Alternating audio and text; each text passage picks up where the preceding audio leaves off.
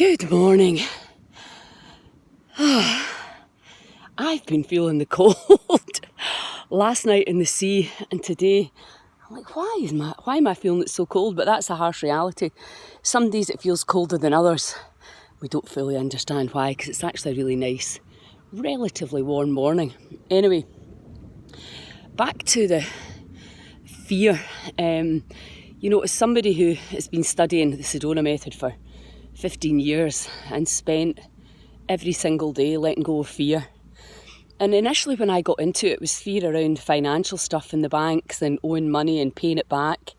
That was the fear that I was working with then. And then it started to transform my life. So breaking down concepts, what concepts are you believing? Because we know from the amazing work of Bruce Lipton and Joe Dispenza, Greg Braden, it's what we believe that is creating our reality in this subjective universe. So when you break that down, all the concepts that you believe, all the labels that you accept, and you really work on letting go of fear, this current situation becomes quite crazy because it's basically been created through mass fear. And people are still suffering from that. They're scared of other people, scared if people have gone away, scared if people are driving over the border. And, that is the ultimate divide and conquer strategy, is to get us to police ourselves. But, and that's causing civil unrest, let's say.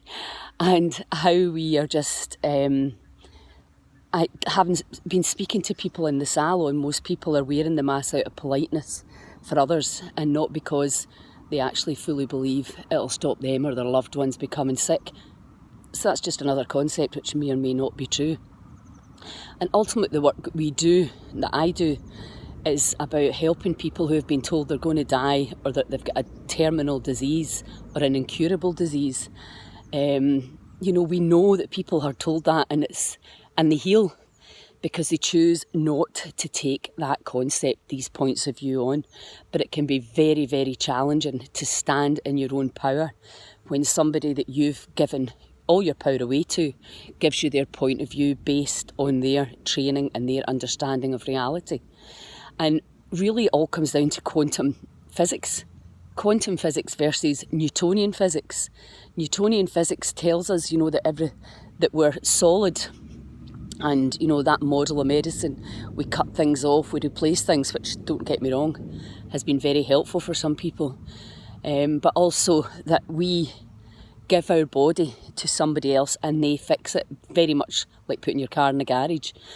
The quantum world is completely different from that.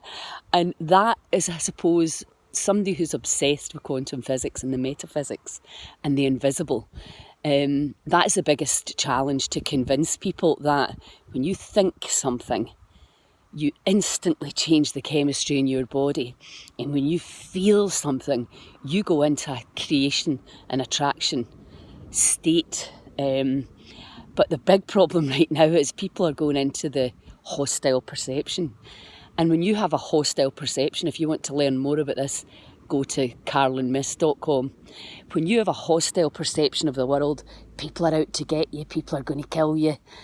Everybody's, a potential threat in your life. It can be about members of the opposite sex. It can be members of your family. You have a hostile perception. You look at them and you only see negative. You look out and you only see problems.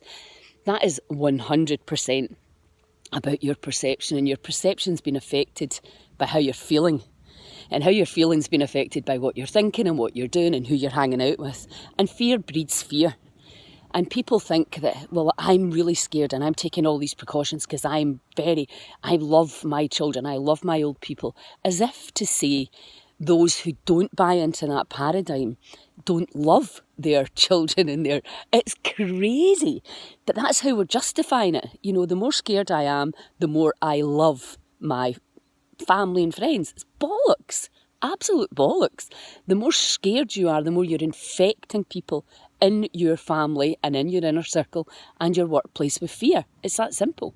And do you want that? Is fear in this moment going to make your life more enjoyable? Is it going to get you a result? If the coronavirus even was a tenth of as dangerous as they said it was. And I know a lot of people have lost their lives, and that, that's nothing to do with that. That's sad, and there are a lot of diseases that are killing people. But I don't think the coronavirus is our biggest problem. But if you start to think and put your focus and attention from a quantum physics perspective, you are looking at what you want to create, what you want to attract and draw towards you. So right there, you want to attract great health, joy for your family, safety. If the coronavirus, if you did, whatever it is, if you became sick, that you would get well again, because that is actually way, way more likely than it would be that you would die. So why are we putting our focus on something that's actually very unlikely to happen, instead of putting our focus on what is really likely to happen, the best case scenario? That's a human being's challenge. But when you constantly stay in fight or flight and you don't get yourself out of it, as soon as you recognise that your thinking's unhelpful, your feelings are unhelpful, your chat's unhelpful, and you're infecting other people with your fear because you want them to be scared too, because then that'll justify your fear. Fear today, just for today, can you live without fear? Because fear constantly is going to destroy your body, and it's going to affect everybody in your family. So even if you were to get sick, being scared today or worrying about it is never going to help you. So just welcome all fear and just let it go. And practice your 4-7-8 breath. Practice your humming. You are in charge. Let go of that fear, because you can. And spread love and joy. And have a great weekend. Ciao.